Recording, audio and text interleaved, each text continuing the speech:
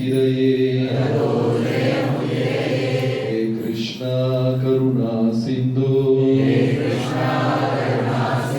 दीनबंधु जगत्पते गोपेश गोपिका कांता राधा कांत नमोस्तुते तप्त कांचन गौरांगी राधे वृंदावनेश्वरी वृषभानुसुते देवी प्रणमामि हरिप्रिये जय श्री कृष्ण चैतन्य प्रभु नित्यानंद श्री अद्वैत गदाधर श्रीवासदि गौरभक्त वृंदा हरे कृष्णा कृष्ण कृष्ण हरे हरे हरे राम राम राम हरे हरे हरे कृष्ण നമ്മുടെ ശ്രീമദ് ഭാഗവത പഠന സത്സംഗത്തിലേക്ക് എല്ലാവർക്കും സ്വാഗതം. കഴിഞ്ഞ നമ്മുടെ പഠന ശിബിരത്തിന്റെ തുടർച്ചയാണ്. കഴിഞ്ഞ 3 ദിവസത്തെ സെഷനിൽ നമ്മൾ ശ്രീമദ് ഭാഗവതത്തിന്റെ 6 ചോദ്യങ്ങളെ കുറിച്ചാണ് ചർച്ച ചെയ്തത്. നൈമിഷാരണ്യത്തിൽ ഋഷിമാർ സൂത ഗോസ്വാമി എടുത്ത് ചോദിച്ച 6 ചോദ്യങ്ങൾ അതാണ് നമ്മൾ കഴിഞ്ഞ സെഷനിൽ ഡിസ്കസ് ചെയ്തത്. ആർക്കെങ്കിലൊക്കെ ഓർമ്മയുണ്ടോ ആ 6 ക്വസ്റ്റ്യൻസും എന്തൊക്കെയാണെന്ന്? ആർക്കെങ്കിലൊക്കെ ഓർമ്മയുണ്ടോ? ആരുടെയാണ് കൊള്ളാവുന്ന ഹാൻഡ് റൈറ്റിംഗ്? അതെ, കൊള്ളാവുന്ന ഹാൻഡ് റൈറ്റിംഗ്.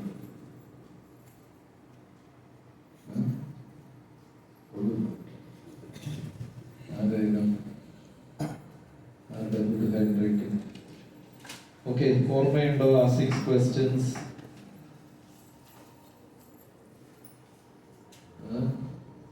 അറ്റ്ലീസ്റ്റ് ഏതെങ്കിലും നമ്മൾ കഴിഞ്ഞ ഒരു 3 ദിവസം തുടർച്ചയായി ഭാഗവതത്തിൽ നൈമിഷാരണ്യത്തിൽ ഋഷിമാർ മൊത്തം 16,000 ഋഷിമാർ ഒരുമിച്ച് കൂടി നൈമിഷാരണ്യത്തിൽ സൂത ഗോസ്വാമി എടുത്ത് ഭാഗവതത്തിന്റെ തുടക്കത്തിൽ 6 ചോദ്യങ്ങൾ ചോദിച്ചു. ഈ 6 ചോദ്യങ്ങളാണ് പിന്നീട് ഭാഗവതം രൂപം കൊള്ളാൻ കാരണമായത്. സോ ഈ 6 ചോദ്യങ്ങൾ എന്തൊക്കെ ഓർമ്മയുണ്ട്?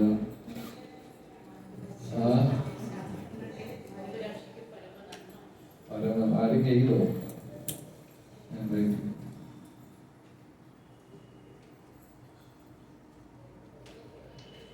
First question, ultimate good for human beings. Okay, രണ്ടാമത്തെ ചോദ്യം. കഴിഞ്ഞ സെഷനിൽ എത്ര പേരുണ്ടായിരുന്നു? എല്ലാവരും ഉണ്ടായിരുന്നു.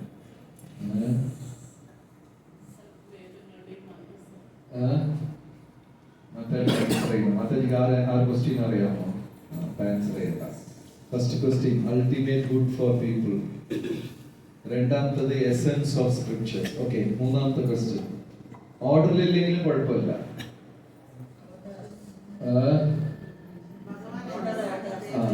Two kinds of avatars. What are they?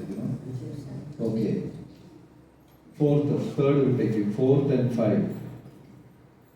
Guna avatar and Leela avatar. 4 Guna avatar, 5 Leela avatar. Okay. Pinna.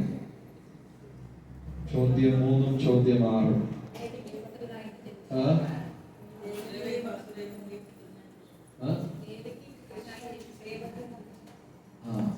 Krishna ഭഗവാൻ അവതരിക്കാൻ, തേർഡ് ക്വസ്റ്റ്യൻ നമ്പർ 3. കൃഷ്ണ ഭഗവാൻ അവതരിക്കാൻ കാരണം, പർപ്പസ് ബിഹൈൻഡ് കൃഷ്ണസ് അപ്പിയറൻസ്. അത് അതും പ്രത്യേകിച്ച് എനിവേ ദേവകിയുടെയും വസുദേവരുടെയും മകനായിട്ട്. Okay, question number 6. Question number 6, ആറാമത്തെ ചോദ്യം. ഭഗവാൻ പോയതിനു ശേഷം ധർമ്മ എവിടെയാണ് ശരണം പ്രാപിച്ചത്? Where did Dharma took shelter after Krishna's disappearance? ഭഗവാൻ ഭൂമിയിലിരുന്ന് തിരിച്ചു പോയതിനു ശേഷം ധർമ്മം എവിടെ ശരണം പ്രാപിച്ചു? എല്ലാവർക്കും വളരെ നല്ല ഓർമ്മശക്തി ഉള്ളത് കൊണ്ട് വലിയൊരു അഭിനന്ദനം. ഇപ്പോഴാണ് മനസ്സിലായത് ഞാൻ ഇങ്ങനെ സംസാരിക്കുന്നതിന് ഒരു പ്രയോജനവും ഇല്ല. ഓക്കെ, സോ ഇന്ന് നമ്മള് ഫസ്റ്റ് 2 ക്വസ്റ്റ്യനാണ്, അതായത് ഈ 6 ചോദ്യങ്ങളാണ് ശ്രീമദ് ഭാഗവതം ഉത്ഭവിക്കാൻ കാരണമായത്. ആദ്യം ശ്രീമദ് ഭാഗവതം 4 ആദ്യത്തെ 2 അത് മാത്രമാണ് നമ്മൾ ഡിസ്കസ് ചെയ്യുന്നത്. ആദ്യം 4 ചതുശ്ലോകി ഭാഗവതമായിരുന്നു. പിന്നീട് നമ്മൾ കഴിഞ്ഞ സെഷനിൽ ഓർമ്മയുണ്ടോ എന്നറിയില്ല, 3-4 ട്രാക്കിൽ കൂടെ ഡിസ്കഷൻസ് നടന്നു, ചർച്ച. പരീക്ഷിത്ത് സുഖദേവ് ഗോസ്വാമിയുടെ സംഭാഷണം, സൂതപൗരാണികനും നൈമിഷാരണ്യത്തിലുള്ള ഋഷിമാരുടെ സംഭാഷണം, പിന്നെ ശിവപാർവതി, പിന്നെ മഹർഷിമാർ. ഇതെല്ലാം ഫൈനലി വന്നപ്പോഴാണ് 18,000 ശ്ലോകമായി ശ്രീമദ് ഭാഗവതം ഉത്ഭവിച്ചത്. യഥാർത്ഥത്തിൽ ഭാഗവതത്തിൽ 14,000 ശ്ലോകമേ ഉള്ളൂ, 18,000 ശ്ലോകമില്ല. ചില ശ്ലോകങ്ങളിൽ 3 വരി, ചില ശ്ലോകങ്ങളിൽ 6 വരി, ഇങ്ങനെയൊക്കെ ആയിരിക്കും. പക്ഷെ 32 സിലബൽ വെച്ച് 4 ശ്ലോക വരിയായി വീതിച്ചാല് മൊത്തം 18,000 ശ്ലോകങ്ങൾ. ഈ 18,000 ശ്ലോകത്തിനും ഈ 6 ക്വസ്റ്റ്യൻസ് ആണ് കാരണം. പിന്നെ നമ്മൾ ലാസ്റ്റ് വീക്ക് ഇതും ചർച്ച ചെയ്തു, ക്വസ്റ്റ്യൻസ് എങ്ങനെ ചോദിക്കണം. നമ്മൾ ചോദ്യം ചോദിക്കുമ്പോ ആ അധ്യാപകന് അല്ലെങ്കിൽ അത് വിവരിക്കുന്ന ഗുരുവിന്, പണ്ഡിതന്, നമുക്ക് ഉത്തരം പറഞ്ഞു തരുന്ന ആ വ്യക്തിക്ക് ഹൃദയം തൃപ്തികരമാകുന്ന രീതിയിൽ വേണം ചോദ്യം ചോദിക്കാൻ. ആ വ്യക്തിക്ക് എത്ര അറിയാം എന്ന് അളന്നു തൂക്കാൻ ചോദ്യങ്ങൾ ചോദിക്കാൻ പാടില്ല. ടീച്ചറിന് എത്ര അറിയാം എന്ന് മെഷർ ചെയ്യാൻ വേണ്ടി ചോദ്യം ചോദിക്കാൻ പാടില്ല. നമ്മുടെ പാണ്ഡിത്യം പ്രകടിപ്പിക്കാൻ വേണ്ടി ചോദ്യങ്ങൾ ചോദിക്കാൻ പാടില്ല. വിനയത്തോട്, ഇപ്പൊ ഇവിടെ തന്നെ നോക്കിക്കഴിഞ്ഞാല് നൈമിഷാരണ്യ ഋഷിമാരെല്ലാം മനോഹരമായി സംസാരിച്ച് സൂത ഗോസ്വാമിയെ പ്രസന്നനാക്കും. എന്നിട്ടാണ് ക്വസ്റ്റ്യൻ ചോദിക്കുന്നത്. പരീക്ഷിത്ത് ശുകദേവ ഗോസ്വാമിയെടുത്ത് ചോദ്യങ്ങൾ ചോദിച്ച് അദ്ദേഹത്തിനെ പ്രസന്നനാക്കും. എന്നിട്ടാണ് സംഭാഷണം വരുന്നത്. അങ്ങനത്തെ ചോദ്യങ്ങൾ വേണം ചോദിക്കാൻ. ആ ചോദിക്കുന്ന ചോദ്യം എന്റെ ഹൃദയഗ്രന്ഥി, ഹൃദയത്തിന്റെ കെട്ടുകളെ മുറിക്കാൻ, എന്നെ മുക്തനാക്കാൻ സഹായിക്കുന്ന ചോദ്യം ചോദിക്കണം. ഇപ്പൊ ഒരു വലിയ ഋഷിയെ കണ്ടാൽ, സാധുവിനെ കണ്ടാൽ, ഒരു മഹാരാജിനെ കണ്ടാൽ, മഹാരാജിന്റെ മൊബൈൽ ഫോണിന്റെ ബ്രാൻഡ് എത്ര രൂപയ്ക്ക് വാങ്ങിച്ചു, എവിടെ വെച്ചാ വാങ്ങിച്ചത്, ഇങ്ങനത്തെ ക്വസ്റ്റ്യൻ ആണോ ചോദിക്കേണ്ടത്? ഇല്ല. എന്റെ മകളുടെ വിവാഹം നടക്കുന്നില്ല, ഒന്ന് അനുഗ്രഹിച്ചു തരൂ, അത് ചോദിക്കാമോ? അത് ചോദിക്കാമോ? പാടില്ലേ? അതൊന്നും പ്രസക്തി ഇല്ലാത്തതാണ്. അതായത് രാമായണത്തിൽ പറയുന്നു, ഒരു ദിവസം ജനക മഹാരാജാവ് തന്റെ കൊട്ടാരത്തിൽ ഇരുന്ന സമയത്ത് ഉച്ചയ്ക്ക് നല്ല ഭക്ഷണമൊക്കെ കഴിച്ച് ഒന്ന് മയങ്ങി ഇരുന്ന കസേരയിൽ തന്നെ, സിംഹാസനത്തിൽ തന്നെ ജനക മഹാരാജ് ഒന്ന് മയങ്ങി. ആരാണ് ജനക മഹാരാജ്? സീതാമാതാരാജ്. ഒന്ന് മയങ്ങിയപ്പോ ഒരു സ്വപ്നം കണ്ടു. എന്താണ് സ്വപ്നം? അദ്ദേഹത്തിനെ ഒരു കടുവ, സിംഹം ഓട്ടിക്കുന്നതായിട്ട് സ്വപ്നം. ആളിങ്ങനെ വേർത്ത് കുളിച്ചു ഓടാൻ, ബാക്കിൽ തന്നെ സിംഹം അദ്ദേഹത്തിനെ പിടിക്കാൻ ഓടിക്കുന്നു. ജനക മഹാരാജ് ആകെ അവശനായി ഭയം കൊണ്ട് ജീവനെ കയ്യിൽ പിടിച്ച് ജീവനെ രക്ഷിക്കാനുള്ള ഓട്ടം. ജനക മഹാരാജാവിന്റെ പുറകെ ആരാണ്? ഇദ്ദേഹം നെട്ടി അങ്ങ് ഉണർന്നു, ഉറക്കത്തിലിരുന്നു. ഉണർന്നപ്പോ മുഖത്തെല്ലാം വിയർപ്പ്, വെള്ളം ദാഹിക്കുന്നു. കലത്തിൽ നിന്ന് വെള്ളം എടുത്ത് കുടിച്ചു, ഒന്ന് സമാധാനമായി.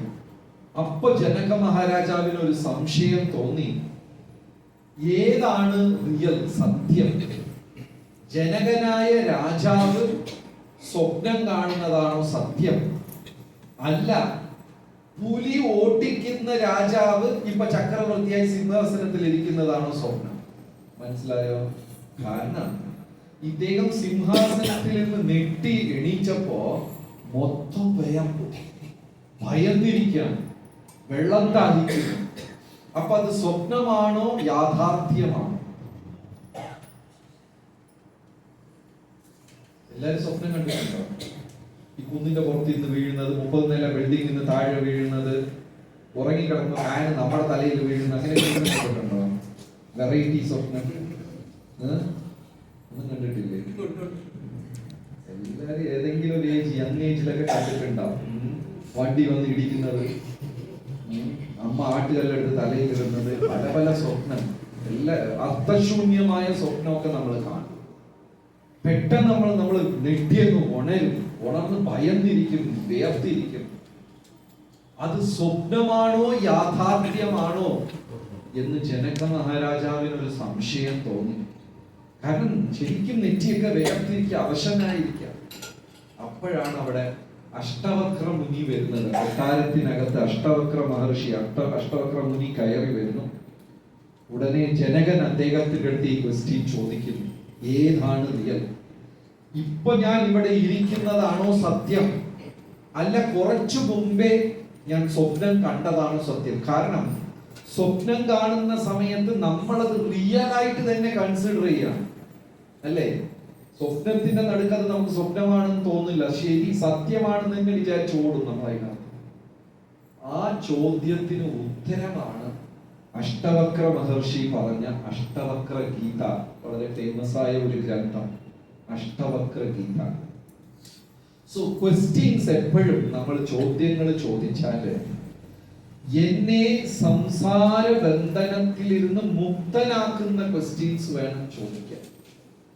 അതാണ് ഉയർന്ന ചോദ്യം. ബാക്കി ചോദ്യമൊന്നും തെറ്റില്ല, എന്നാലും അതിൽ പ്രസക്തിയില്ല. ഒരിക്കൽ ശ്രീല പ്രഭുപാദർ പറഞ്ഞു, അദ്ദേഹം തന്റെ ഗൃഹസ്ഥ ശിഷ്യന്മാർക്ക് വിവാഹം നടത്തി കൊടുക്കുകയാണ്. പ്രഭുപാദർ തന്നെ അവിടെ പുരോഹിതനായി ഇരുന്നു കൊണ്ട് തന്റെ ശിഷ്യന്മാർക്ക് വിവാഹം നടത്തി കൊടുക്കുക. അതെല്ലാം കഴിഞ്ഞിട്ട് പ്രഭുപാദർ പറഞ്ഞു, ഒരു സന്യാസി ഇത്തരം കർമ്മങ്ങൾ ചെയ്യേണ്ട കാര്യമില്ല, അതിന് പ്രസക്തിയില്ല. പക്ഷെ ഇപ്പൊ ആരും ഇല്ലാത്തത് കൊണ്ട് ഞാൻ അത് ചെയ്യുന്നു എന്ന് മാത്രം. അപ്പൊ അതുകൊണ്ട് സന്യാസിമാരെടുത്തൊക്കെ ചെന്നിട്ട് നമ്മൾ ഭൗതികമായ അനുഗ്രഹങ്ങൾ ചോദിച്ചാൽ അവരും പ്രാർത്ഥിക്കും, പക്ഷെ അതിന് പ്രസക്തി ഉണ്ടോ ഇല്ലേ? ഇപ്പൊ എന്റെ പോക്കറ്റിൽ 100 രൂപ ഉണ്ട്. നിങ്ങൾ ആരെങ്കിലും വന്ന് 50 രൂപ ചോദിച്ചാൽ എനിക്ക് എന്ത് ചെയ്യാൻ പറ്റും? പോക്കറ്റിൽ നിന്ന് 50 രൂപ കൊടുക്കാൻ പറ്റും. എന്റെ പോക്കറ്റിൽ 100 രൂപ ഉണ്ട്, നിങ്ങൾ വന്ന് 200 രൂപ ചോദിച്ചാൽ എനിക്ക് തരാൻ പറ്റുമോ? ഇല്ല. ഒരു സന്യാസി ഗൃഹസ്ഥ ജീവിതം വേണ്ട, സർവസംഘ പരിത്യാഗിയായി നടക്കുന്ന അദ്ദേഹത്തിന്റെ അടുത്ത് ചെന്ന് എന്റെ വിവാഹം നടക്കുന്നില്ല, എന്നെ അനുഗ്രഹിക്കൂ എന്ന് പറയുമ്പോൾ അദ്ദേഹത്തിന് തരാൻ പറ്റുമോ? അത് കാരണം അദ്ദേഹത്തിന്റെ പോക്കറ്റിൽ ഇല്ലാത്ത ഒരു കാര്യമാണ്. സോ നമ്മൾ ചോദിക്കുന്ന ചോദ്യം ഹിതമായതും എന്നെ ഭൗതിക സംസാര സാഗരത്തിൽ നിന്ന് മോചിപ്പിക്കുന്നതുമായിട്ടുള്ള ചോദ്യങ്ങൾ ചോദിക്കും. പിന്നെ ഭാഗവതത്തിൽ ശുഖമഹർഷി ആൻസർ തന്നിരിക്കുന്നതെല്ലാം ഒരു ക്വസ്റ്റ്യൻ പരീക്ഷിത്ത് ഒരു ചോദ്യം ചോദിച്ചാലും ആ തരുന്ന ഉത്തരത്തിന് 6 വശം ഉണ്ടായിരിക്കും, 6 ആസ്പെക്ട് ഉണ്ടായിരിക്കും. എന്തൊക്കെയാണ്? When, where, what, why, who and how. ഇത് 6 ബേസ് ചെയ്താണ് ആൻസർ കൊടുക്കുന്നത്. ചോദ്യം ഒന്നാണെങ്കിലും ശുഗമഹർഷി തരുന്ന ആൻസറിൽ ഈ 6 ആസ്പെക്റ്റും കാണും. എന്തൊക്കെയാണ്? എപ്പോ ഇത് നടന്നു, എവിടെ വെച്ച് നടന്നു. അപ്പോ അജാമിളന്റെ കഥ പറയുമ്പോ ഫസ്റ്റില് കന്യാകുബ്ജം എന്ന് നാട്ടിന്റെ പേര് പറയും. കന്യാകുബ്ജം വെച്ചാൽ ഇന്നത്തെ ഏതാണ്? പ്രസന്റ് ഡേയിൽ ഏതാണ്? കാൺപൂർ, ഇന്നത്തെ കാൺപൂർ. അപ്പൊ അജാമിളന്റെ കഥ എവിടെയാണ് നടന്നത്? കന്യാകുബ്ജം. പാണ്ഡവരുടെ എവിടെയാണ് നടന്നത്? ഹസ്തിനാപുരം, ഇന്ദ്രപ്രസ്ഥം. ഇങ്ങനെ എല്ലാത്തിനും എപ്പോൾ നടന്നു, എവിടെ വെച്ച് നടന്നു, എന്താണ് സംഭവിച്ചത്, എന്തുകൊണ്ട് സംഭവിച്ചു, ആര് ചെയ്തു. ഇനിയൊരു ക്വസ്റ്റ്യൻ എന്താണ്? ഹൗ, എങ്ങനെ ചെയ്തു. ഓരോ ചോദ്യത്തിനും ഈ 6 വശം. ഇതെല്ലാം നമ്മുടെ ഉപനിഷത്തിലുള്ളതാണ്. പക്ഷെ ഇതിനെ കംപ്ലീറ്റ്ലി അങ്ങനെ ഇപ്പോ പോലീസുകാർക്ക് ഒരു കൊലപാതകം അന്വേഷിച്ചെന്നാൽ ഈ 6 വെച്ച് അന്വേഷിക്കും. പക്ഷെ ഇവർക്ക് ഇതൊക്കെ മാപ്പ് ലൈൻ എവിടെന്നാ കിട്ടിയത്? നമ്മുടെ ഉപനിഷത്തിലും പുരാണങ്ങളിലും ഇരുന്നാ കിട്ടിയത്. അപ്പൊ അന്ന് കാലത്ത് ഒരു ശിഷ്യൻ ചോദ്യം ചോദിച്ചാൽ ഗുരു പറയുന്ന ഉത്തരത്തിൽ 6 വശവും കാണും. അതാണ് പെർഫെക്റ്റ്. ഇപ്പൊ പ്രഭുപാദരുടെ ഒരു ബുക്ക് ഇല്ലേ, സംഭാഷണം, പെർഫെക്റ്റ് ക്വസ്റ്റ്യൻ പെർഫെക്റ്റ് ആൻസർ. അതേ നമ്മള് നമ്മുടെ കൂട്ടത്തിലുള്ള ഒരാളെടുത്ത് ചോദ്യം ചോദിച്ചു, അവിടെ എന്താ സംഭവിച്ചത്? ആര് വന്നു, എവിടെ പോയി, നല്ല ആൻസർ. അപ്പൊ ഈ 6 ആസ്പെക്റ്റിലാണ് വേദങ്ങളെല്ലാം ആൻസർ ചെയ്യുന്നത്. സോ നൈമിഷാരണ്യത്തിൽ കൂടിയ ഋഷിമാർ ചോദിച്ച ആദ്യത്തെ ക്വസ്റ്റ്യൻ എന്താണ്?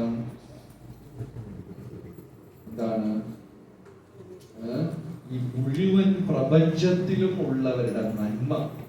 ഇതാണ് ശരിക്കുമുള്ള ക്വസ്റ്റ്യൻ. അവർക്ക് വേണ്ടിയല്ല ചോദിച്ചത്, എന്റെ നന്മ എന്നല്ല ചോദിച്ചത്, ബെനിഫിറ്റ്, ലോകത്തിലുള്ള സകല ജീവജാലങ്ങളുടെയും നന്മയാണ് ചോദിച്ചത്. അതിന്റെ ആൻസർ ഓപ്പൺ ചെയ്തോളൂ. Bhagavatam first canto chapter 2 and shloka 6. First canto ആദ്യത്തെ സ്കന്ധം 2-ാം അധ്യായം ശ്ലോകം 6. സവൈ പുംസാം പരോ ധർമ്മോ, സവൈ പുംസാം പരോ ധർമ്മോ, ഞാൻ കേട്ടില്ല. യതോ ഭക്തിർ അദോക്ഷജേ, യതോ ഭക്തിർ അദോക്ഷജേ,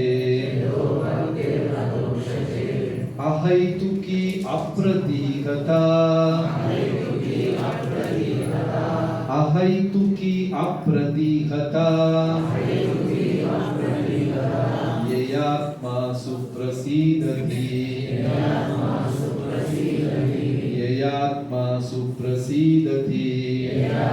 സുപ്രസീദതി, സവൈ പുംസാം പരോ ധർമ്മോ, യതോ ഭക്തിർ അദോക്ഷജേ, അഹൈതുകി അപ്രതീഹത, യയാത്മാ സുപ്രസീദതി. ആരെങ്കിലും 1-2 പേര്?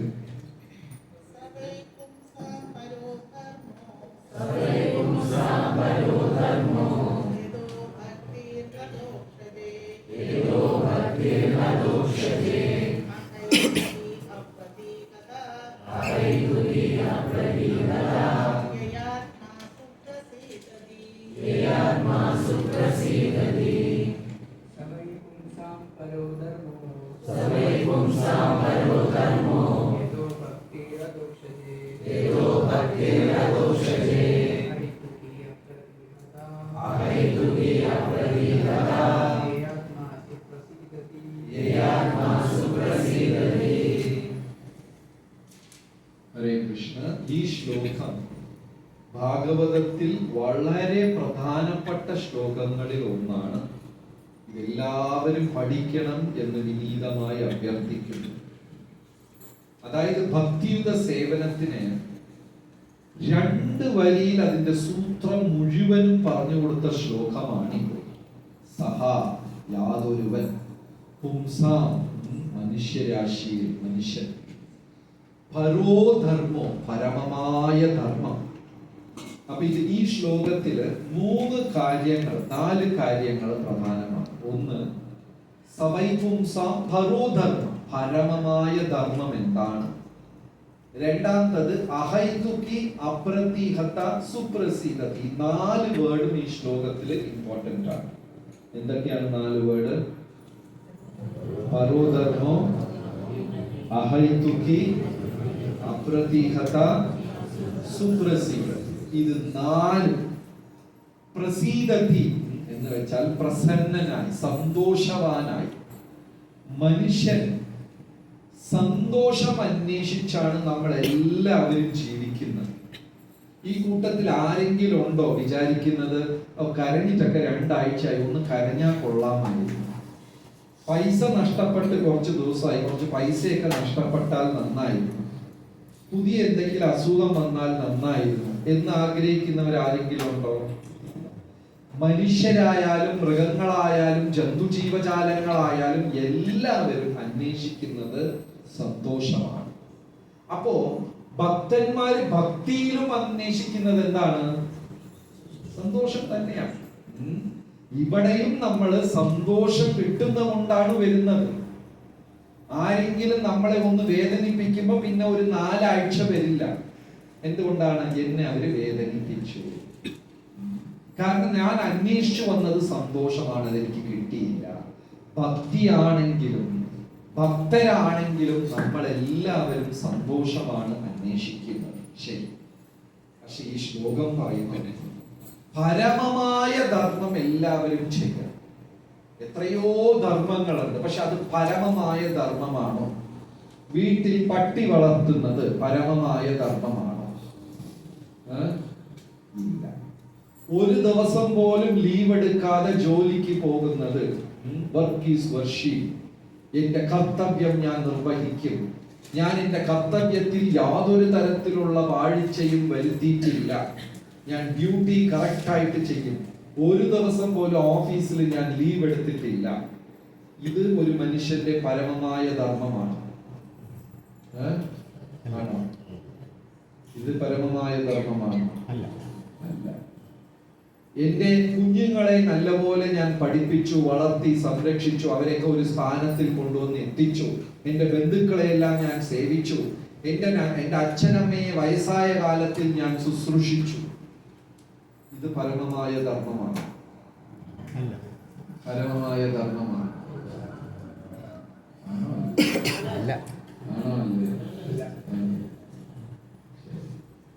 അപ്പൊ ഭഗവാനെ സേവിക്കുന്നത് പരമമായ ധർമ്മമാണോ? അല്ലേ? ഞാൻ നേരത്തെ പറഞ്ഞ എല്ലാം നമ്മുടെ ധർമ്മമാണ്, പക്ഷേ പരമധർമ്മമല്ല. കുടുംബത്തിനെ സംരക്ഷിക്കുന്നത്, രാജ്യത്തിനെ സംരക്ഷിക്കുന്നത്, ബന്ധുമിത്രാദികളെ, ഭാഗവതം പറയുന്നു, രാജ്യസ്നേഹം, കുടുംബസ്നേഹം, കുലസ്നേഹം, വർണ്ണസ്നേഹം, ആശ്രമം, ഇതെല്ലാം എക്സ്റ്റെൻഡഡ് സെൽഫിഷ്നെസ് എന്ന വാക്കാണ് ഉപയോഗിക്കുന്നത്. സെൽഫിഷ്നെസ് എന്ന് പറഞ്ഞാല് സ്വാർത്ഥത. എക്സ്റ്റെൻഡഡ് സെൽഫിഷ്നെസ് എന്നാ പറയുന്നത്. സ്വാർത്ഥത കുറച്ചും കൂടെ നീട്ടി വെച്ചിരിക്കുന്നു, അത്രയേ ഉള്ളൂ. പരമധർമ്മം എന്ന് വെച്ചാൽ എന്താണ്? യഥോ ഭക്തിർ അധോക്ഷജേ. ത്രിഗുണങ്ങൾ, അധോക്ഷജൻ എന്ന വാക്കിന്റെ അർത്ഥം ത്രിഗുണങ്ങൾക്കും അപ്പാർപ്പെട്ട, ത്രിഗുണങ്ങൾക്കും അപ്പുറത്തുള്ള സർവേശ്വരനെ സേവിക്കുന്നതാണ് പരമധർമ്മം. ബാക്കി എല്ലാം നമ്മുടെ ഡ്യൂട്ടിയാണ്, പക്ഷെ പരമധർമ്മമല്ല. അതെല്ലാം ഓരോ പ്രായത്തിൽ നമ്മൾ ചെയ്യും. പഠിക്കുന്ന പ്രായത്തിൽ പഠിക്കും, കളിക്കുന്ന പ്രായത്തിൽ കളിക്കും, വേറെ ജോലി ചെയ്യുന്ന, അതൊക്കെ ഓരോ കാലം, കുറച്ചു കാലം കഴിയുമ്പോൾ അതിനൊക്കെ ഒരു റിട്ടയർമെന്റ് ഉണ്ട്. ഈവൻ നമ്മുടെ ബന്ധുമിത്രാദികൾ പോലും ഒരു ദിവസം നമ്മളെ വിട്ട് പിരിയൂല്ലേ? എല്ലാവർക്കും ഒരു തുടക്കവും ഉണ്ട്, ഒരു എക്സ്പയറി ഡേറ്റും ഉണ്ട്. അതുകൊണ്ട് ഇതൊന്നും പരമമായ ധർമ്മമല്ല. ധർമ്മമാണ്, നല്ല കാര്യമാണ്, പക്ഷെ പരമധർമ്മം ഭഗവാനെ സേവിക്കുന്നതാണ് പരമാതോക്ഷജേ. പിന്നെ അടുത്ത രണ്ട് വരി പറഞ്ഞു, ആ സേവനം എങ്ങനെയായിരിക്കണം ഭക്തി? അഹൈതുകി അപ്രതിഹത. ഇത് മാത്രം നമ്മൾ നമ്മുടെ ഭക്തിയിൽ പ്രാക്ടീസ് ചെയ്യാൻ പറ്റിയാൽ നമ്മളെല്ലാവരും ഭക്തിയിൽ 100% തൃപ്തരാണ്. ഈ രണ്ട് കാര്യം നമുക്ക് പ്രാക്ടീസ് ചെയ്യാൻ പറ്റിയ എന്തൊക്കെയാണ്? അഹൈതുകി അപ്രതിഹത. ഹേതു, അഹൈതുകി ഹേതു കാരണം, അൺമോട്ടിവേറ്റഡ്, ഒരു തരത്തിലുള്ള കാരണം ഉണ്ടാവാൻ പാടില്ല. കണ്ണും പൂട്ടി നമ്മൾ ഭക്തിയിൽ ഉണ്ടാവും. അതിൽ നിന്ന് ഒന്നും ഫലം അഹൈതുകി അതിൽ നിന്ന് ഒരു പ്രതിഫലം, അതിൽ നിന്ന് ഒരു ബെനിഫിറ്റ് നമ്മൾ പ്രതീക്ഷിക്കാൻ പാടില്ല. ഇത് രണ്ട്, അൺമോട്ടിവേറ്റഡ്, അൺഇന്ററപ്റ്റഡ്, തടസ്സമില്ലാത്ത ഭക്തി, ഫലം പ്രതീക്ഷിക്കുക. ഈ രണ്ട് ഫോർമുല നമ്മൾ ഭക്തിയിൽ പ്രാക്ടീസ് ചെയ്യുമെങ്കിൽ നമ്മളുടെ എല്ലാവരുടെയും ഭക്തി 100% സാറ്റിസ്ഫൈഡ് ആണ്. എന്തൊക്കെയാണ് രണ്ട് കാര്യം? മലയാളത്തില് തടസ്സമില്ലാത്തതും ഫലം പ്രതീക്ഷിക്കാത്തതും. നമ്മുടെ എത്ര പേരുടെ ഭക്തിയിൽ തടസ്സമുണ്ട്? എല്ലാവരുടെ ഭക്തിയിലും തടസ്സം. അടുത്തത് ഇമ്പോർട്ടന്റ് ക്വസ്റ്റ്യൻ, നമ്മുടെ എത്ര പേരുടെ ഭക്തിയിൽ നമ്മൾ തന്നെ തടസ്സമായിട്ടുണ്ട്? വേറെ ആരുമല്ല, എന്റെ ഭക്തിയിൽ ഞാൻ തന്നെ തടസ്സമായിട്ട് എത്ര പേർക്കുണ്ട്? അതാണ് നമ്മളെല്ലാം വിചാരിച്ചിരിക്കുന്നത് നമ്മുടെ ശത്രു പുറത്താണ്. നമ്മുടെ ശത്രു ഭക്തിയിൽ, നമ്മുടെ ശത്രു പുറത്തല്ല. ഭക്തിയിൽ നമ്മുടെ ശത്രു ആരാണ്? നമ്മൾ തന്നെയാണ്. 3 തവണ പറയും. ഭക്തിയിൽ എന്റെ ശത്രു ആരാണ്? തലയിൽ കയറിയോ? എന്നാലും 5 മിനിറ്റ് കഴിഞ്ഞ് പറയാം അവനാണ്. നമ്മൾ അതാണ് 11th canto ഭാഗവതത്തില് ഉദ്ധവര് പറയുന്നു. ഉദ്ധവരെടുത്ത് കൃഷ്ണ ഭഗവാൻ പറയണം, മനഃപരം കാരണമാമനന്തി സംസാര ചക്രം പരിവർത്തയേത്യം. ഉദ്ധവ, നിന്റെ മനസ്സാണ് ഇതിനെല്ലാം കാരണം, വേറെ ആരുമല്ല. നിന്റെ ഭക്തിയുടെ തടസ്സം നീ തന്നെയാണ്. ഇത് രണ്ട് വളരെ ഇമ്പോർട്ടന്റ് ആണ്. അതായത് തടസ്സമില്ലാത്തതും ഫലം പ്രതീക്ഷിക്കാത്തതും. ഭക്തിയിൽ എന്ത് സംഭവിച്ചാലും അതിനൊരു തടസ്സം ഉണ്ടാകാൻ പാടില്ല. നമ്മൾ അങ്ങനെയല്ല. നമുക്ക് ഭക്തിക്ക് മഴയൊരു തടസ്സമാണ്, വെയിൽ കൂടിയ ഒരു തടസ്സമാണ്.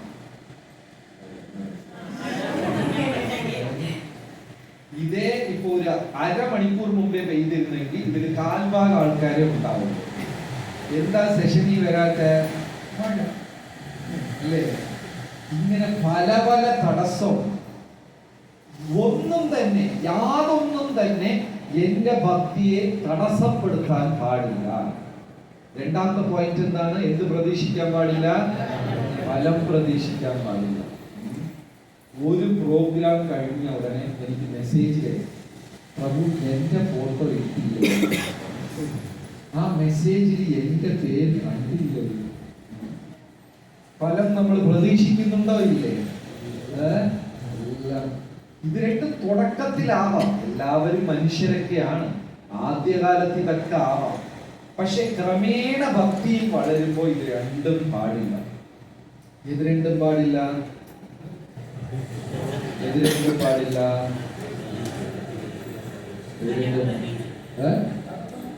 തടസ്സവും പാടില്ല, ഫലം പ്രതീക്ഷിക്കാൻ പാടില്ല. Okay, once again. സവൈ പുംസാം പരോ ധർമ്മോ യഥോ ഭക്തിർ അധോക്ഷജേ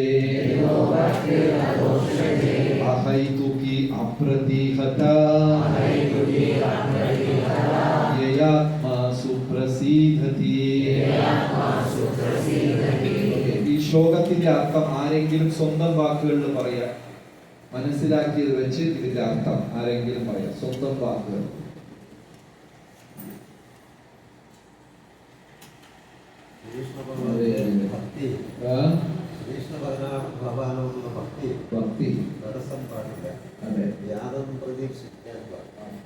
അങ്ങനെ ചെയ്താൽ പ്രസീദതി എന്ത് കിട്ടും? പരമമായ ആനന്ദം കിട്ടും. അതാണ് പരമമായ ധർമ്മം. പ്രഭു പറഞ്ഞില്ലേ, ഭഗവാന്റെ അടുത്ത് നമ്മൾ ചെയ്യുന്ന ഭക്തി അതാണ് പരമധർമ്മം. ഭക്തി എങ്ങനെയായിരിക്കണം? തടസ്സവും പാടില്ല, ഫലം പ്രതീക്ഷിക്കാൻ. ഇത് രണ്ടും ചെയ്തു കഴിഞ്ഞാൽ ആനന്ദം, പ്രസീദത്തി. ഇതിന് ഉത്തമ ഉദാഹരണം, ഒരുപാട് ഉദാഹരണങ്ങളുണ്ട്. ഏറ്റവും നല്ല ഉദാഹരണം എന്ന് പറയുന്നത് ശ്രീമദ് ഭാഗവതത്തിലെ വിദുര മഹാത്മാവ്. വിദുരരുടെ കഥ എല്ലാവർക്കും അറിയാം. എങ്ങനെ ധൃതരാഷ്ട്രരും പാണ്ഡുവും വ്യാസന്റെ പുത്രന്മാരാ, അതേപോലെ തന്നെ വിദുരരും ആരുടെ പുത്രനാണ്?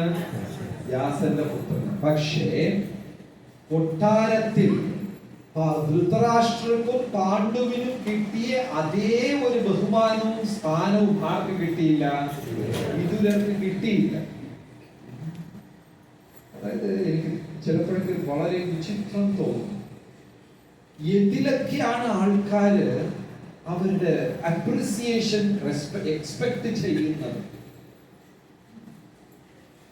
ഞാൻ ഒരു സിമ്പിൾ എക്സാമ്പിൾ പറയാം. ഞാൻ ഒരു ഡിവോട്ടിയെ അയച്ചിട്ട് ഇനിയൊരു ഡിവോട്ടിയെ സ്റ്റേഷനിൽ നിന്ന് പിക്ക് ചെയ്തിട്ട്, ഇത് നടന്ന സംഭവമാണ്. ഒരു ഭക്തന് കാർ കൊടുത്ത് അയച്ചിട്ട് ഇനിയൊരു ഭക്തനെ സ്റ്റേഷനിൽ നിന്ന് പിക്ക് ചെയ്തിട്ട് വരാൻ പറഞ്ഞു. ഓക്കെ, ഈ പിക്ക് ചെയ്യാൻ പോയ ആള്, ആ ഡിവോട്ടി പറഞ്ഞു, പ്രഭു ഞാൻ നല്ല ടയേർഡാണ്, ഫുൾ നൈറ്റ് ഞാൻ ഉറങ്ങിയിട്ടില്ല, അതുകൊണ്ട് ഞാൻ ബാക്ക് സീറ്റിൽ കയറി ഞാൻ കിടന്നോളാം പ്രഭു, 1 hour ഡ്രൈവ് ഉണ്ടല്ലോ, ഞാൻ ഉറങ്ങാം. ഈ പോയ ഭക്തൻ ഒരു വിധത്തിൽ അദ്ദേഹത്തിന് ബാക്ക് സീറ്റിൽ ഇരിക്കാൻ സമ്മതിക്കില്ല. ഇല്ല പ്രഭു, ഫ്രണ്ടിലിരിക്കും, ഫ്രണ്ടിലിരുന്നാൽ സുഖമായിട്ട് ഉറങ്ങാം, ഈ സീറ്റും കംഫർട്ടബിൾ ആണ്. പിന്നെ തിരിച്ചു വന്ന് കുറെ കഴിഞ്ഞു വൈകുന്നേരം ആയപ്പോ ആ ഗസ്റ്റ് ഡിവോട്ടി എന്റെ അടുത്ത് ചോദിച്ചു, പ്രഭുയുടെ കാറിന്റെ ബാക്ക് സീറ്റിൽ എന്തെങ്കിലും കുഴപ്പമുണ്ടോ? അല്ല, ആ പ്രഭു എന്നെ ഒരു വിധത്തിൽ ബാക്ക് സീറ്റിൽ ഇരിക്കാൻ സമ്മതിച്ചില്ല. സാധനം വല്ലതും വെച്ചിട്ടുണ്ടോ? എല്ലാം കഴിഞ്ഞ് രാത്രിയായപ്പോ ഞാൻ ഭക്തന്റെ അടുത്ത് ചോദിച്ചു, നീ എന്താ ബാക്ക് സീറ്റിൽ ഇരിക്കാൻ സമ്മതിക്കാത്തത്? അദ്ദേഹം പറഞ്ഞു എന്റെ അടുത്ത്, ഞാനെന്താ അയാളുടെ ഡ്രൈവറാണ്. ഇത് നടന്ന ഒരു സംഭവം. എത്ര വിചിത്രമാണ് മനുഷ്യന്റെ മനസ്സ്. ഭയങ്കര കോംപ്ലിക്കേറ്റഡ് ആണ് ഹ്യൂമൻ മൈൻഡ്. എന്തിലൊക്കെ സ്ഥാനമാനം പ്രതീക്ഷിക്കുന്നു നമ്മൾക്ക് അറിഞ്ഞ അത്ഭുതം തോന്നും. എന്തിലൊക്കെയാ മനുഷ്യൻ ഞാൻ എന്ന ഭാവം, ഞാൻ എന്നെ മറ്റുള്ളവർ റെസ്പെക്ട് ചെയ്യണം, ഞാൻ എന്തൊക്കെയാണെങ്കിലും മറ്റുള്ളവരെക്കാളും ഒരു പടി ഞാൻ മുന്നോട്ടാണ്. ഇങ്ങനത്തെ അഹം എന്ന ചിന്ത ഹൃദയത്തിനകത്ത് വേറിട്ട് നിൽക്കുകയാണ്. പക്ഷെ വിദുരർക്ക് ആ സ്ഥാനമാനങ്ങൾ ഒന്നുമില്ല. പക്ഷെ ഭയമില്ലാതെ വിദുരർ സത്യം തുറന്നു പറയും. എപ്പോഴൊക്കെ ധൃതരാഷ്ട്രം തെറ്റ് ചെയ്യുന്നു, വിദുരർ എണീറ്റ് പറയും, ഹേ രാജൻ, അങ്ങ് ബാഹ്യമായും അന്ധനാണ്, ആന്തരികമായും അന്ധനാണ്. അകത്തും കണ്ണു കാണൂല, അങ്ങക്ക് പുറത്തും കണ്ണു കാണൂല, അങ്ങ് ചെയ്യുന്നത് മഹാ തെറ്റാണ്. അല്ലെങ്കിൽ ദുര്യോധനൻ ചെയ്യുന്ന തെറ്റിന് കൂട്ടു നിൽക്കുകയാണ്, അതും ഒരു തെറ്റ് തന്നെയാണ്. ചക്രവർത്തി ഇങ്ങനെ പാടില്ല എന്നൊക്കെ പറയുമ്പോ ദുര്യോധനൻ എണീറ്റിട്ട് പറയാൻ പാടില്ലാത്ത വാക്കുകളെല്ലാം പറഞ്ഞ് വിദുരരെ അത്രയ്ക്കും അപമാനിക്കും. വിദുരൻ മിണ്ടാണ്ടിരിക്കും. വീണ്ടും അടുത്ത പ്രശ്നം വരുമ്പോൾ വിദുരർ എണീറ്റിട്ട് അദ്ദേഹം പറയേണ്ടതായ കാര്യങ്ങളെല്ലാം പറയുകയും ചെയ്യും. ഇതൊരു എക്സാമ്പിൾ. എന്താണ് മനസ്സിലായോ? ഇപ്പൊ നമ്മളാണ് ആ സ്ഥാനത്ത്, വിദുരരുടെ സ്ഥാനത്ത്. ഫസ്റ്റ് ഓഫ് ഓൾ നമുക്ക് കൊട്ടാരത്ത് റെസ്പെക്ട് ഇല്ല. എണീറ്റ് സംസാരിച്ചാൽ നമുക്ക് എങ്ങനെ ഇൻസൾട്ട് ചെയ്യോ അവർ ഇൻസൾട്ട് ചെയ്യും. നമ്മളാണ് ആ വിദുരരുടെ സ്ഥലത്ത്, നമ്മൾ അടുത്ത ദിവസം ചെയ്യും എന്ത് ചെയ്യും? ആ ഏരിയയിലേക്ക് പോകും. മനസ്സിലായ? നമ്മളെല്ലാം ഇതല്ല ശരിയായ രീതി. ഭക്തിയിൽ എന്റെ സർവ്വതും പിടിച്ചു പറിച്ചാലും ശരി, ഞാൻ സേവനം, അതായത് ശ്രീരാമചന്ദ്രമൂർത്തിയെ സേവിക്കുന്നതിൽ ഹനുമാൻ വളരെ മിടുക്കനാണ്. ഒന്നുമില്ലെങ്കിൽ എന്തെങ്കിലും കണ്ടുപിടിച്ചെങ്കിലും ശരി, പ്രത്യേകിച്ച് ഒരു സർവീസ് ഇല്ലെങ്കിലും ശരി, ശ്രീരാമചന്ദ്രമൂർത്തിയുടെ അടുത്ത് ചെന്നിരുന്നിട്ട് പാദത്തിൽ ഇങ്ങനെ നോക്കിക്കൊണ്ടേയിരിക്കും, തുടച്ചോ എന്തെങ്കിലുമൊക്കെ ചെയ്യും. അപ്പോ ഒരു തവണ കൊട്ടാരത്തിലുള്ളവരെല്ലാം കൂടെ ഒരു സൂത്രം ചെയ്തു, എല്ലാരും കൂടെ ഒരു പ്ലാൻ ചെയ്തു. കറക്റ്റ് പോയല്ലോ. അപ്പൊ കൊട്ടാരത്തിൽ ഉണ്ടായിരുന്ന എല്ലാവരും കൂടെ ഒരു പ്ലാൻ ചെയ്തു. എന്താ പ്ലാൻ എന്ന് വെച്ചാല്, ഹനുമാന് ഒരു സർവീസ് നമ്മൾ കൊടുക്കാൻ പാടില്ല. എല്ലാരും എല്ലാ സർവീസ് ഏറ്റെടുത്തോളണം. അവിടെ ഒരു സർവീസ് ബാക്കി ഉണ്ടാവാൻ പാടില്ല. നോക്കാല്ല ഹനുമാൻ എങ്ങനെയാ ചെയ്യുന്നത്. അപ്പൊ ശ്രീരാമചന്ദ്രമൂർത്തിയെ ചുറ്റി ഭക്തൻ, ഒരാൾ പാദം കഴുകിക്കൊണ്ട് പിടിച്ചോണ്ടിരിക്കുന്നു, ഇനി ഒരാൾ അത് ചെയ്യുന്ന അവിടെ സർവീസ് ചെയ്യാനായിട്ട് യാതൊന്നും ഇല്ല. എല്ലാവരും നേരത്തെ പ്ലാൻ ചെയ്ത് എല്ലാം റിസർവ് ചെയ്ത് വെച്ചിരിക്കുകയാണ്. അങ്ങനെ ഇരുന്നപ്പോ കുറച്ച് കഴിഞ്ഞപ്പോ ശ്രീരാമചന്ദ്രമൂർത്തി എന്ത് ചെയ്തു, ഇത് വാൽമീകി രാമായണത്തിലുള്ള കഥയല്ല, ഇത് വേറെതോ രാമായണത്തിലുള്ളതാണ് എന്ന് വെച്ചാൽ ആധികാരികമായ തർജിമ ചെയ്ത, ഇങ്ങനെ തമിഴില് കമ്പരാമായണം, ഹിന്ദിയില് തുളസീദാസരുടെ രാമചരിതമാനസം, അതുപോലെയൊക്കെ വേറെ ഒരു ഇതിലുള്ളതാണ്. എല്ലാവരും ഉള്ള സർവീസ് ഒക്കെ കവർ ചെയ്തു.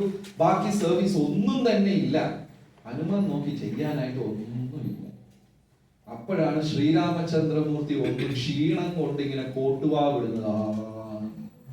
ഹനുമാൻ ഓടിച്ചത് അതൊരു സ്റ്റൈല് കണ്ടിട്ടുണ്ടോ പഴയ ആൾക്കാരൊക്കെ ചെയ്യുന്ന? അതെന്തിനാണെന്ന് എനിക്ക് ഇതുവരെ മനസ്സിലായില്ല. ഈ വാദോട്ടും ഇങ്ങനെ ആക്കുന്നില്ല. അതെന്തൊരു സംഭവം. ശ്രീരാമചന്ദ്രമൂർത്തി വാ തുറന്നുകൊണ്ട് ഹനുമാൻ ഓട്ടിങ്ങാക്കി. അതായത് ഭഗവാനെ സേവിക്കണം എന്നൊരു ഭക്തൻ തീരുമാനിച്ചു കഴിഞ്ഞാൽ അവന്റെ മനസ്സല്ലാതെ വേറെ ആർക്കും അതിനെ തടസ്സപ്പെടുത്താൻ പറ്റില്ല.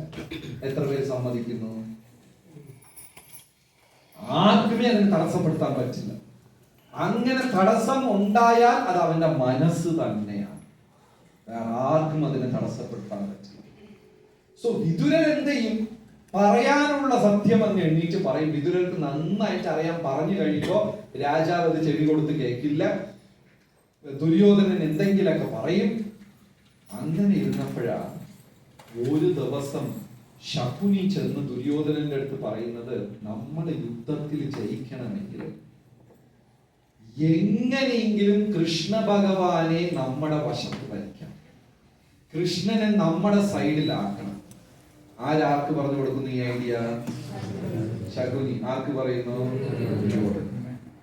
എത്ര രാജാക്കന്മാര് കൂടെ ഇരുന്നാലും പ്രശ്നമല്ല, നമ്മുടെ കൂടെ ആരുണ്ടാകണം? കൃഷ്ണൻ ആയിരിക്കണം. പിന്നെ കൃഷ്ണൻ എന്നെ സംബന്ധിച്ച് ശകുനി പറയുന്ന ഐഡിയ അലങ്കാരപ്രിയനാണ്. കൃഷ്ണനെ അങ്ങ് കുറച്ച് സ്തുതിച്ചാൽ മതി, നമ്മുടെ സൈഡ് ആയിക്കോളും. ആരെങ്കിലൊക്കെ ഗ്ലോറിഫൈ ചെയ്യുന്നത് കേൾക്കാൻ കൃഷ്ണന് വലിയ ഇഷ്ടമാണ്. ഒരു കണക്കിൽ സത്യമാണ്. അതുകൊണ്ടാണ് ഭക്തന്മാർ ഭഗവാനെ പ്രേയേഴ്സ് ചെയ്യുന്നത്. പക്ഷെ അതിന്റെ അർത്ഥം ഭഗവാനെ ഇങ്ങനെ സോപ്പിട്ട് കയ്യിലെടുക്കാന്നുള്ളതല്ല ഇതിന്റെ അർത്ഥം. ഭക്തന്മാർ സ്തുതികൾ കൊണ്ട് ഭഗവാനെ സ്തുതിക്കുന്നു, ഭഗവാൻ അതിൽ പ്രസന്നനായി ഭക്തരെ അനുഗ്രഹിക്കുന്നു. പക്ഷെ അല്ലാതെ ദുരുദ്ദേശം കൊണ്ടോ സ്വാർത്ഥ ഉദ്ദേശം കൊണ്ടോ ഭഗവാനെ പോയി നല്ല മധുരമായി രാഷ്ട്രീയക്കാരടുത്തൊക്കെ നമ്മൾ പറയുന്ന പോലെ പറഞ്ഞു കഴിഞ്ഞാൽ കയ്യിലാകുന്നല്ല. പക്ഷെ അങ്ങനെ ഒരു ഐഡിയ ആണ് ശകുനി വന്നിട്ട് ദുര്യോധനന് കൊടുത്തത്. അങ്ങനെ ഭഗവാൻ അടുത്ത ദിവസം സന്ധി സംഭാഷണത്തിന് വരുന്നു. ഹസ്തിനാപുരം മുഴുവനും ദുര്യോധനാദികൾ അലങ്കരിച്ചിരിക്കുകയാണ്, കൊട്ടാരവും എല്ലാം ഭഗവാന്റെ അവരുടെ വശത്ത് വലിക്കാൻ. പക്ഷേ വിതുരർക്ക് മാത്രം ഉറക്കമില്ല. കാരണം വിതുരർ അറിഞ്ഞത് എന്താന്ന് വെച്ചാല്, കൊട്ടാരത്തിൽ കൃഷ്ണ ഭഗവാൻ ഇരിക്കുന്ന ചെയറിന്റെ അടിയിൽ വലിയ ഒരു കിണർ കൊണ്ട് കുഴിച്ചു വെച്ചിരിക്കുകയാണ് ദുര്യോധനൻ. കൃഷ്ണ ഭഗവാൻ ഇരിക്കുന്ന സിംഹാസനത്തിന്റെ അടിയിൽ എന്താണ്? വലിയ ഒരു കുഴി, കിണർ. അതിനകത്ത് 100 മഹാമല്ലന്മാരുണ്ട്. എന്തിനാണ്?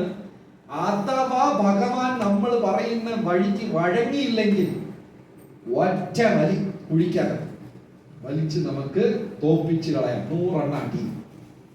എന്തൊക്കെയോ ചതി നടക്കുന്നുണ്ടോ എന്ന് വിതുരര് ദൂരെ കൂട്ടി മനസ്സിലാക്കി. അപ്പൊ വിതുരന്റെ മനസ്സിൽ ആകെ ഒരു ആശങ്ക, കൃഷ്ണ ഭഗവാൻ ഹസ്തിനാപുരം വരാൻ പാടില്ല. എന്തെങ്കിലും പറഞ്ഞ് ഭഗവാനെ തടസ്സപ്പെടുത്തണം, അല്ലെങ്കിൽ ഭഗവാന്റെ യാത്രയെ മുടക്കണം. ഭഗവാൻ ഇവിടെ വരാൻ പാടില്ല. എന്തുകൊണ്ടാണ് വിതുരർ എങ്ങനെ ചിന്തിക്കുന്നത്? കൃഷ്ണ ഭഗവാൻ ഇവിടെ അപകടം സംഭവിച്ചാലോ, അപ്പൊ ഇവിടെ കൃഷ്ണ ഭഗവാനെ തോൽപ്പിക്കുന്ന ശക്തി ഈ പ്രപഞ്ചത്തിൽ ഏതെങ്കിലും ഉണ്ടോ? ഇല്ല. അപ്പൊ വിദുരർ ചിന്തിക്കുന്ന ചിന്ത ശരിയാണോ തെറ്റാണോ? വിദുരരുടെ ചിന്ത ശരിയാണോ തെറ്റാണോ? ശരിയാണ്. എന്തുകൊണ്ട് ശരിയാണ്? ഭഗവാനൊന്നും സംഭവിക്കില്ല, എന്നാലും വിദുരൻ അച്ഛന്റെ ഭാവത്തിൽ നിൽക്കുക അല്ലേ? എന്റെ കൃഷ്ണന് എന്തെങ്കിലും സംഭവിച്ചാലും ഇതാണ് ഒരു ഭക്തൻ സേവനം ചെയ്യുമ്പോൾ ഉണ്ടാകുന്ന ഭാവം. എന്താണ്? ഭഗവാൻ എന്നെ ഡിപെൻഡ് ചെയ്തിരിക്കുകയാണ്. സത്യത്തിൽ ഭഗവാൻ നമ്മളെ ഡിപെൻഡ് ചെയ്താണ് ഇരിക്കണം. ഈ ഉച്ചയ്ക്ക് തരുന്ന 1.5 പപ്പടത്തിന് വേണ്ടിയാ ഭഗവാൻ വെയിറ്റ് ചെയ്യുന്നത്. ഭഗവാൻ നമ്മളെ ഡിപെൻഡ് ചെയ്തില്ല. വിദുരർ വിചാരിക്കുന്ന പോലെ കൃഷ്ണന് ഒന്നും സംഭവിക്കില്ല, എന്നാലും വിദുരർ എന്താ വിചാരിക്കുന്നത്? എന്റെ ഡ്യൂട്ടിയാ ആരെ പ്രൊട്ടക്ട് ചെയ്യേണ്ടത്? സർവീസ് മൂഡിലാണ്. കൃഷ്ണ ഭഗവാൻ എന്നെ ആശ്രയിച്ചിരിക്കുകയാണ്. ഉച്ചയ്ക്ക് ഞാൻ തരുന്ന ഊണ്, ഭഗവാന് ഞാൻ നിവേദിക്കുന്ന ഭോഗം കൃഷ്ണൻ ഞാൻ കൊണ്ടുവരുന്നത് വേണ്ടി കാത്തിരിക്കുകയാണ്. ഞാൻ ചെയ്യുന്ന പാചകത്തിന് വേണ്ടി ഭഗവാൻ കാത്തിരിക്കുകയാണ്. അത് ഭക്തന്റെ ഭാവം. ഭഗവാൻ ഒന്നിനും കാത്തിരിക്കുന്നില്ല. കാരണം ഭഗവാന്റെ ഗോലോകത്തിൽ സേവനം ചെയ്യുന്നവർ ലക്ഷ്മി സഹസ്ര സതസംഭ്രമ സേവ്യമാനം ഗോവിന്ദവാദി പുരുഷം തമഹം ഭജാമി. അവിടെ ദോശ ഉണ്ടാക്കുന്നത് ആരാ? 4 ലക്ഷം. ചമ്മന്തി അരിക്കുന്നത് ആരാ? 1 ലക്ഷം. എല്ലാ ലക്ഷ്മി സഹസ്ര. അതുകൊണ്ട് ഇതിന്റെ നമ്മുടെ ചമ്മന്തിയുടെ വല്ല ആവശ്യമുണ്ടോ? എന്നാലും ഒരു ഭക്തൻ എന്താ വിചാരിക്കണം? ഇത് എന്റെ കർത്തവ്യമാണ്, ഞാനിപ്പത് ഭഗവാനും ചെയ്യണം. ഇതില്ലെങ്കിൽ ഭഗവാന് വേറെ ഇതില്ല, ഞാനാണ് സംരക്ഷിക്കേണ്ടത്. ഇതാണ് വിദുരരിൽ നിന്ന് നമ്മൾ പഠിക്കുന്ന ഭക്തി. തടസ്സമില്ലാത്ത ഒരു ഭക്തി. ഇനി അതെല്ലാം കഴിഞ്ഞു കൃഷ്ണ ഭഗവാൻ വിദുരരുടെ ഇല്ലത്തിൽ വന്നു. വിദുരർ പറഞ്ഞു, ദയവേത് പോകേണ്ട, കൊട്ടാരത്തില് അർജുനനെ ദുര്യോധനനെ ചതിയൊക്കെ ഉണ്ടാക്കി വെച്ചിരിക്കുകയാണ്, അങ്ങേ എന്തൊക്കെ ചെയ്യാൻ വേണ്ടിയിട്ട്. ഭഗവാൻ പറഞ്ഞു, വിദുര ഒന്നും പേടിക്കേണ്ട, ഞാൻ അതിനെല്ലാം റെഡിയാക്കിയിട്ടാണ് വന്നിരിക്കുന്നത്. ഭഗവാൻ ചെന്ന് സിംഹാസനത്തിൽ ഇരുന്നു. ഭഗവാൻ അറിയാം അടിയിലാരുണ്ട്? 100 മല്ലന്മാരുണ്ടെന്നുള്ള കാര്യം ഭഗവാൻ അറിയാം. കർണനും ദുര്യോധനനും ചോദ്യങ്ങൾ കൊണ്ട് ഭഗവാനെ ഇൻസൾട്ട് ചെയ്തു. ഭഗവാൻ അവസാനം എണീറ്റ് പറഞ്ഞു, ഹേ ധൃതരാഷ്ട്ര, ഇതെന്റെ അവസാനത്തെ ഒരു ഡീൽ, അവസാനത്തെ ഒരു അവസരമാണ് അങ്ങേക്ക് തരുന്നത്. പാണ്ഡവർക്ക് പകുതി രാജ്യം വേണ്ട, നഗരങ്ങൾ വേണ്ട, കൊട്ടാരം വേണ്ട. പാണ്ഡവർക്ക് 5 ഗ്രാമം തന്നാൽ മതി. അവർ ക്ഷത്രിയരാണ്, അവർ തൃപ്തിയോടെ ഇരുന്നോളും. അവർ അങ്ങയുടെ ഒരു രാജ്യത്തിന്റെ പക്കലേ വരില്ല. ധൃതരാഷ്ട്രം ഉണ്ടാതെ ദുര്യോധനൻ എണീറ്റ് പറഞ്ഞു, ഒരു സൂചി കുത്തുന്ന സ്ഥലം പോലും തരില്ല. എന്നാൽ ദുര്യോധന, നീ ഇതും കേട്ടോ, നിന്റെ 100 നീ ഉൾപ്പെടെ 100 സഹോദരന്മാരും ഈ ഭൂമിയിൽ ശവമായി കിടക്കും. നിങ്ങളുടെ ചോര പുഴയായി ഒഴുകും. നിങ്ങളുടെ ശരീരത്തിനെ കഴുകന്മാരും ചെന്നായ്ക്കളും സദ്യ കഴിക്കുന്നത് പോലെ കഴിക്കും. ഇത് കേട്ടപ്പോൾ ദുര്യോധനൻ അങ്ങോട്ട് ദേഷ്യം. യുദ്ധം എന്തെന്ന് പോലും അറിയാതെ കന്നുകാലികളെ മേച്ചു നടക്കുന്ന നീ രാജതന്ത്രത്തിനെയും യുദ്ധത്തിനെയും കുറിച്ച് ഞങ്ങളെ പഠിപ്പിക്കുന്നു എന്ന് ദേഷ്യത്തിൽ ആ മല്ലന്മാരെ വിളിച്ചു. ഇല്ല, അടിയിന്ന് വരാൻ എവിടെയാ കുടിക്കകത്തിരുന്നു. കൃഷ്ണ ഭഗവാന്റെ ചാരന്റെ കൃഷ്ണ ഭഗവാൻ എന്ത് ചെയ്തു? കാലിന്റെ പെരുവരിലെടുത്ത് ഒരമ്മ എല്ലാ ടൊമാറ്റോ 100 മല്ലന്മാരെന്തായി? ടൊമാറ്റോ. എന്നാലും വിദുരർക്ക് ഭയം. ഭഗവാൻ സർവേശ്വരനാണ് എന്ന് അറിഞ്ഞാൽ പോലും വിദുരർക്ക് ഭയം. അയ്യോ, കൃഷ്ണൻ എന്തെങ്കിലും സംഭവിക്കും. ഇത് ഒരു ഭക്തന്റെ ഭാവം. ഇതെല്ലാം കഴിഞ്ഞ് വിദുരർ ഉപദേശമൊക്കെ ചെയ്തപ്പോ ദുര്യോധനൻ ദേഷ്യം എന്ന് പറഞ്ഞു, വിദുരരെ ഇനി ഒരു ദിവസം പോലും ഈ രാജ്യത്തിൽ നിൽക്കാൻ പാടില്ല, ഇറങ്ങിപ്പോക്കോളാം. വിദുരരെ രാജ്യത്തിൽ നിന്നും പുറത്താക്കി. വിദുരർ വളരെ സന്തോഷിച്ചു. ഞാൻ എപ്പോഴാ ലീവ് എടുക്കാമെന്ന്. ഇനിയിപ്പോ നല്ല സമയമായി, ഭൂമിയിലുള്ള എല്ലാ പുണ്യ സ്ഥലവും ഞാൻ പോയി തീർത്ഥാടനം ചെയ്തിട്ട് വരാം എന്ന് സന്തോഷമായിട്ട് വിദുരർ ഇറങ്ങി തിരിച്ചു. എന്തെങ്കിലും വിദുരരെ തടസ്സപ്പെടുത്തിയാൽ നിങ്ങൾ ആലോചിച്ച് നോക്കൂ. ഇന്ന് ജന്മാഷ്ടമി മുഴുവൻ അഹോരാത്രം ഇവിടെ സർവീസ് ഒക്കെ ചെയ്തു. രാവിലെ ഓഫീസിൽ പോയി, മാനേജർ പറഞ്ഞാണ് പിരിച്ചു വിട്ടിരിക്കുകയാണ്. Very good, get lost. ജോലിയില്ല, ശമ്പളമില്ല, നിനക്ക് വല്ല ഇറങ്ങിപ്പോ. നമ്മൾ എന്ത് ചെയ്യും? ഉടനെ ഫോൺ വിളിക്കും, പ്രഭു ഇത്രയും ജപിച്ചിട്ട് എന്റെ ജോലി പോയത്. കൃഷ്ണ ഭഗവാൻ എന്ത് ചതിയാ ചെയ്യും? ഭക്തിയിൽ ഇരിക്കാൻ ജപവും ഇല്ല, തപവും ഇല്ല, ഒന്നുമില്ല. സെയിം സിറ്റുവേഷനാണ് വിദുരർക്ക് സംഭവിച്ചത്. നല്ലത് ഭഗവാനെ കുറിച്ച് പറഞ്ഞു കൊടുത്തപ്പോൾ, നല്ലത് ഉപദേശിച്ചപ്പോൾ ദുര്യോധനൻ എന്ത് ചെയ്തു? വിദുരന്റെ ജോലിയിൽ നിന്ന് പുറത്താക്കി. വിദുര സന്തോഷത്തോടെ ബദ്രിനാഥിൽ പോയി. അപ്പൊ നാളെ നമ്മുടെ ജോലി പോയ എന്ത് പറയണം? ഞാൻ ഒന്ന് വൃന്ദാവനം പോയി അവതരിച്ചു. കരഞ്ഞ് നിലവിളിക്കരുത്. ഒരു ഭൗതിക കാര്യവും എന്റെ ഭക്തിയിൽ തടസ്സമാവുകയില്ല. അങ്ങനെ ഒരു ദൃഢമായ മനസ്സ്. അഹൈതുകി അപ്രതിഹത. എന്തൊക്കെയാണ് മലയാളത്തില്? തടസ്സമില്ലാത്തതും ഫലം പ്രതീക്ഷിക്കാത്തതുമായ ഭക്തി. സവൈ പുംസാം പരോ ധർമ്മോ യഥോ ഭക്തിർ അദോക്ഷജേ അഹൈതുകി അപ്രതിഹത യയാത്മാ സുപ്രസീദതി. 1.2.7 വാസുദേവേ ഭഗവതി വാസുദേവേ ഭഗവതി ഭക്തി യോഗ പ്രയോജിതഃ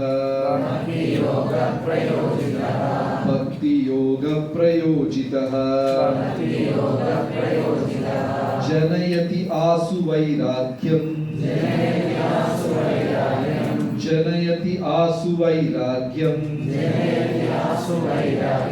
ജ്ഞാനം ചയത് അഹൈതുകം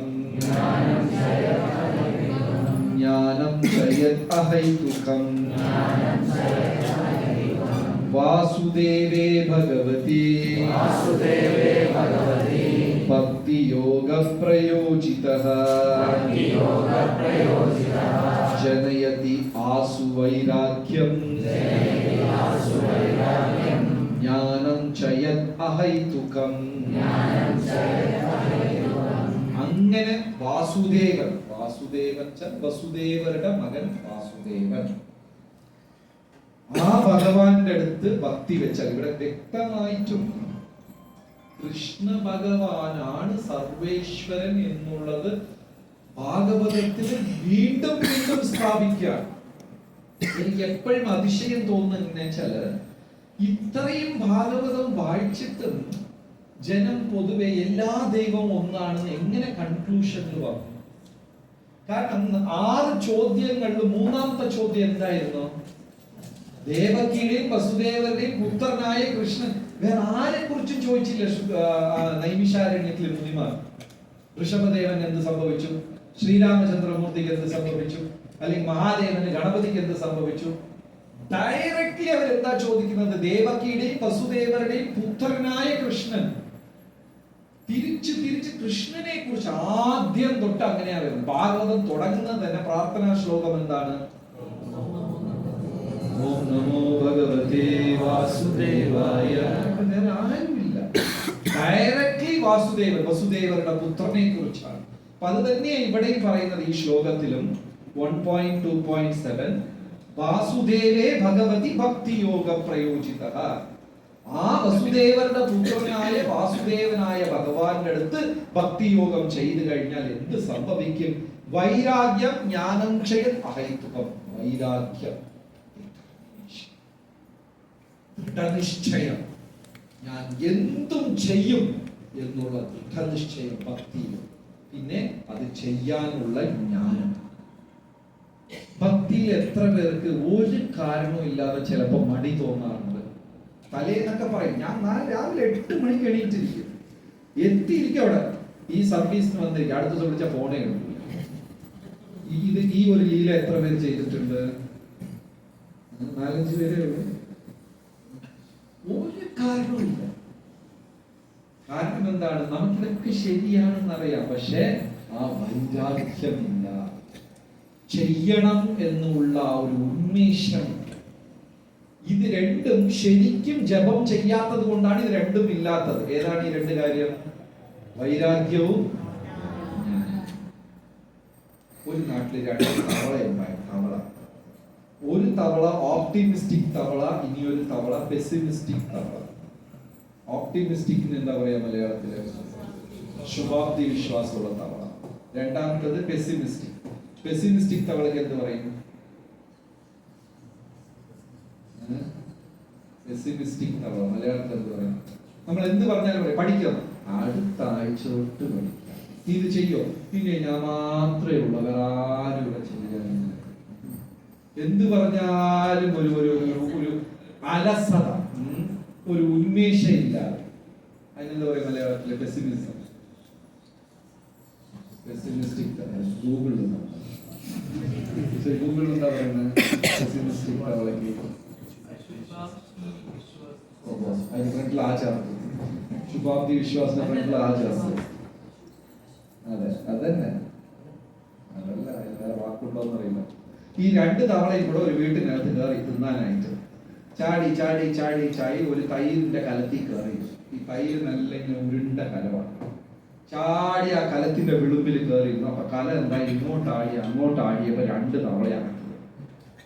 അപ്പൊ ഈ ഓപ്റ്റിമിസ്റ്റിക് തവള പറയാണ്, ശുഭാപ്തി വിശ്വാസമുള്ള, ഒന്നും വിട്ടുകൊടുക്കില്ല, ഇത് പറ്റിപ്പോയി, ശരിയാക്കാം നമുക്ക്, നീ അടി, എങ്ങനെയെങ്കിലൊക്കെ രക്ഷപ്പെടാം. അടുത്ത തവള, തൈരി വീണ് ചാവണോന്നാണ് എന്റെ, ഈ മരിക്കുന്ന കാലത്ത് തൈരും കുടിച്ച് മരിക്കണമല്ലോ.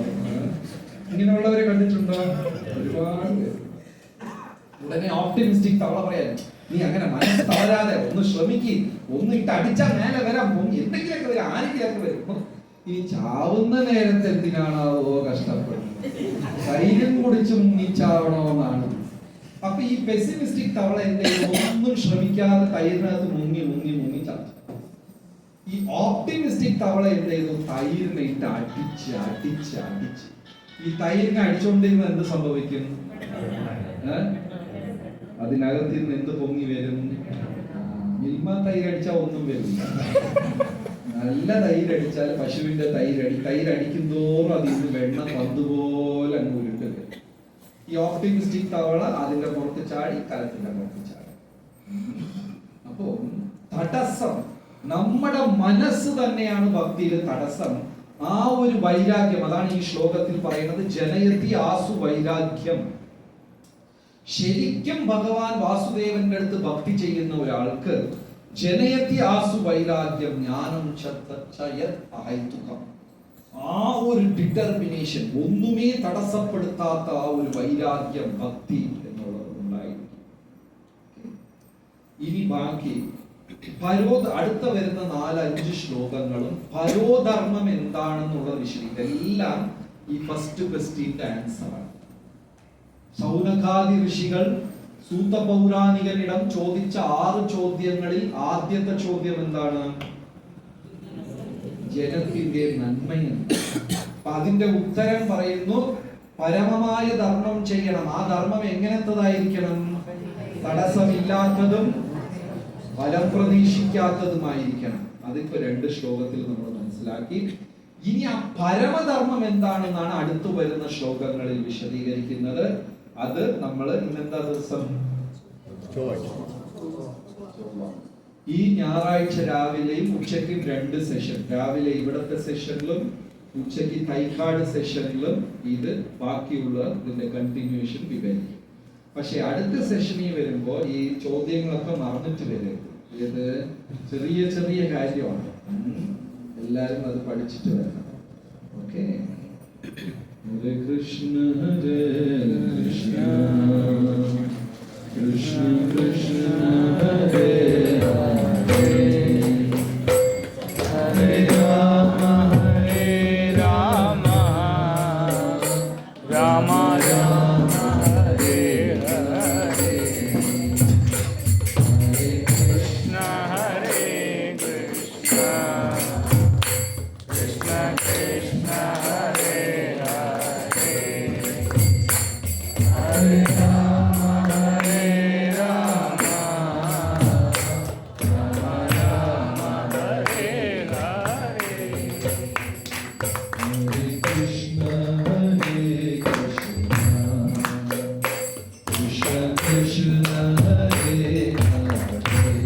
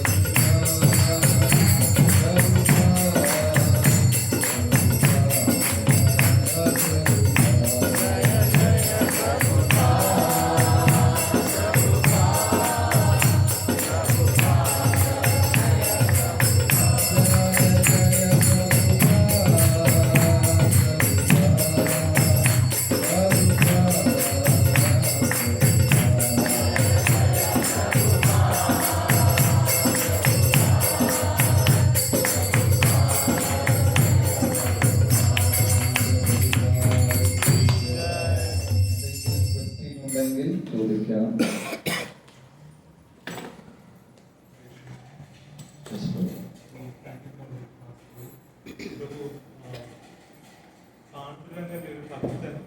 അതുപോലെ അച്ഛനെ അമ്മയും സേവിച്ചുകൊണ്ടിരിക്കുകയാണ്. ഭഗവാൻ വന്നപ്പോഴത്തേക്ക് ഭഗവാനോട് വെയിറ്റ് ചെയ്യാൻ പക്ഷെ അതെല്ലാം വന്നിട്ട് ഒരു സ്പെഷ്യൽ ലീലയാണ്. ഇപ്പോ പ്രഹ്ലാദനും അച്ഛനെ സേവിച്ചു. പക്ഷെ ഹിരണ്യകശിപു പറഞ്ഞതൊന്നും പ്രഹ്ലാദൻ അനുസരിച്ചില്ല, അല്ലേ? അപ്പൊ പ്രഹ്ലാദൻ ഹിരണ്യകശിപുവിനെ എങ്ങനെയാ സേവിച്ചത്? എപ്പോഴും നാരായണനെ കുറിച്ച് പറഞ്ഞു കൊടുക്കും. അതൊക്കെ ഒരു സ്പെഷ്യൽ ഇൻസിഡന്റ് ആണ്. അത് നമുക്ക് ലെസൺ അല്ല. അതിന്റെ അർത്ഥം നമ്മൾ അച്ഛനമ്മയെ സേവിക്കണമെന്നല്ല. നമ്മളും അവരെ സേവിക്കണം. ഭഗവാനെ കുറിച്ച് അവർക്ക് പറഞ്ഞു കൊടുക്കണം. വയസ്സായ കാലത്തിൽ അവരെ സംരക്ഷിക്കണം. ഒക്കെ സത്യമാണ്. പക്ഷെ പരമധർമ്മം ഭഗവാനെ സേവിക്കണം. അതിൽ സംശയം.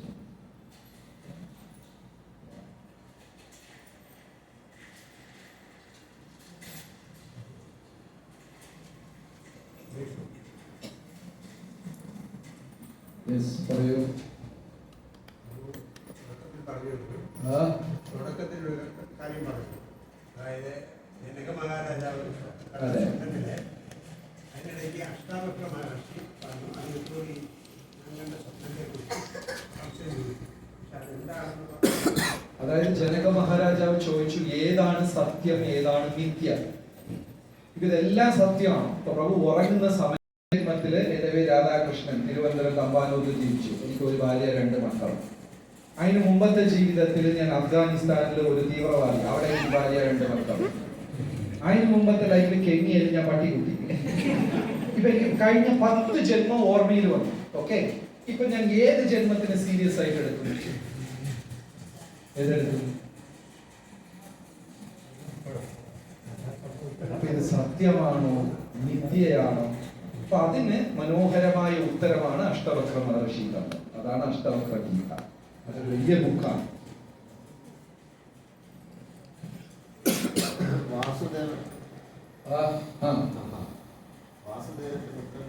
വാസുദേവൻ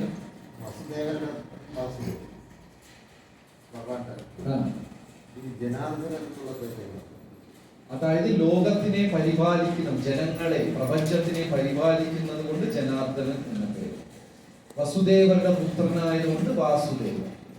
ത്രിഗുണങ്ങൾക്കും അപ്പുറത്തുള്ള ആളായതുകൊണ്ട് അധോക്ഷജൻ.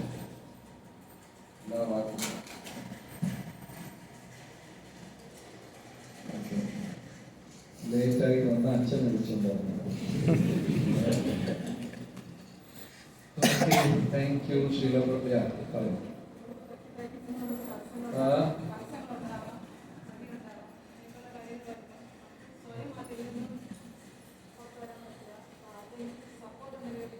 ഇനിയൊരു മടിയിനെ പിടിച്ചാണ് 2 കൂടെ പിടിക്കാറുണ്ട്. അപ്പോ നമ്മൾ എപ്പോഴും സഹായം എന്നെക്കാളും ഒരു പടി ഉയർന്ന ഒരാളെ പിടിക്കണം. അങ്ങനെ ഉള്ള ആളെ പിടിക്കുമ്പോൾ അയാൾക്ക് നമ്മളെ ഉയർത്താനുള്ള ശക്തി ഉണ്ടായി. അപ്പൊ എന്നെക്കാളും കുറച്ചും കൂടെ സീനിയർ ആയിട്ടുള്ള യോഗി ഭക്തിയിൽ കുറച്ചും കൂടെ ഒരു പടി മുന്നിലുള്ള ഡിവോട്ടി, അങ്ങനെയുള്ള ആൾക്കാരെ പിടിക്കുമ്പോൾ അതിന് നമ്മളെ കൂടെ പ്രോത്സാഹനം തന്ന് നമ്മളെ പിടിച്ച്, നമ്മുടെ കൂട്ടത്തിലുള്ളതോ അല്ല നമ്മളെക്കാളും താഴെയുള്ളതിനെ പിടിച്ചിട്ട് പ്രയോജനമേ ഇല്ല.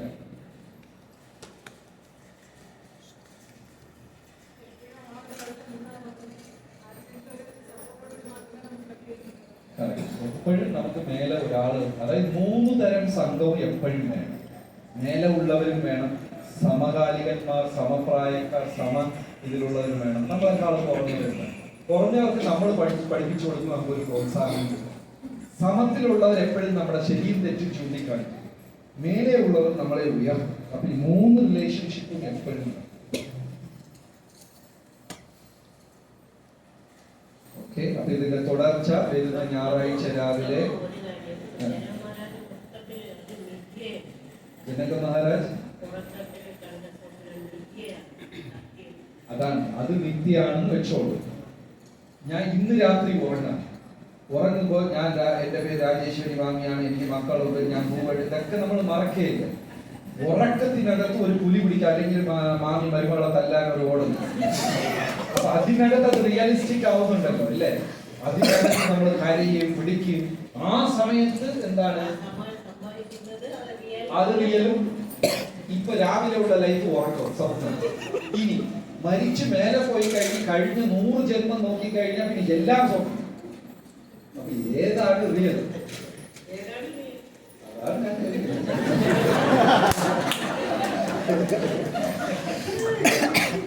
ഇപ്പൊ ചില മാതാജിമാരൊക്കെ പറയും, അല്ലെ എന്താ പറയാ, എനിക്ക് അടുത്ത ഒരു ജന്മം ഉണ്ടെങ്കിലും എനിക്ക് ഈ വ്യക്തി തന്നെ മകനായി കിട്ടണം എന്ന് പറയും. ഓക്കെ, ഇപ്പൊ നമുക്ക് കഴിഞ്ഞ 10 ജന്മത്തിൽ മക്കളുണ്ടായി, നമ്മൾ മരിച്ച അടുത്ത ഒരു ജന്മം എടുക്കുകയാണ്, നമുക്ക് എല്ലാ ഓർമ്മയിലും ഈ ജന്മത്തിൽ ഇന്ന നാട്ടിൽ ഇന്ന മകന്. അപ്പൊ ഇവിടെ പറയാണ് നമ്മൾ ഒരു മകനെ ചൂസ് ചെയ്യും. എന്തിനു ചൂസ് ചെയ്യും? സോ ഇതെല്ലാം ആ സമയത്ത് സത്യമാണെന്ന് തോന്നും, ലോങ് റണ്ണിൽ ഇതെല്ലാം താൽക്കാലികമാണ്, ഇതൊന്നും പ്രസക്തിയില്ല. സ്ഥിരമായത് ഭഗവാൻ മാത്രമാണ്. ഉറങ്ങുന്നതാലോചിക്കണ്ട, ഇപ്പൊ അത് സത്യം, ഉറങ്ങുമ്പോ അത് സത്യം, മരിച്ചു കഴിഞ്ഞാൽ ഇത് രണ്ടും സത്യമല്ല. അതുകൊണ്ട് എന്താ ശാസ്ത്രം പറയണെന്ന് വെച്ചാൽ ഇതെല്ലാം സത്യമാണെങ്കിൽ താൽക്കാലികമാണ്, ശാശ്വതമല്ല. ആരും ആരുടെ കൂടെയും വരില്ല. എന്താണ് ആ പാട്ട്? ഈ ഭൂമി സ്വന്തമല്ല, നല്ല മലയാളത്തിൽ പാട്ടുണ്ടല്ലോ അല്ല, എനിക്കിത് സ്വന്തമല്ല, ഈ ഭൂമി സ്വന്തമല്ല, സ്വന്തം ദേഹവുമായി ഒരു ബന്ധമില്ല, പരമാത്മാവുമായി ഒരു ആത്മബന്ധം. നല്ലതായി മറന്നുപോയി. ആത്മാക്കൾ തമ്മിലെ ബന്ധമുണ്ട്, പരമാത്മാവുമായി ഒരു ആത്മബന്ധം. ഈ ദേഹവുമായി ഒരു ബന്ധമില്ല. അതിലെങ്ങനെ വരും? ഇതെല്ലാം ഒരു ദിവസം വിടണം, ഇതൊന്നും കൂടെ വരില്ല. ഓക്കെ, സോ ഇതിന്റെ കണ്ടിന്യൂഷൻ സൺഡേ ഉണ്ടാകും. എത്ര പേര് സൺഡേ വരില്ല? Okay, thank you very much. Hare Krishna.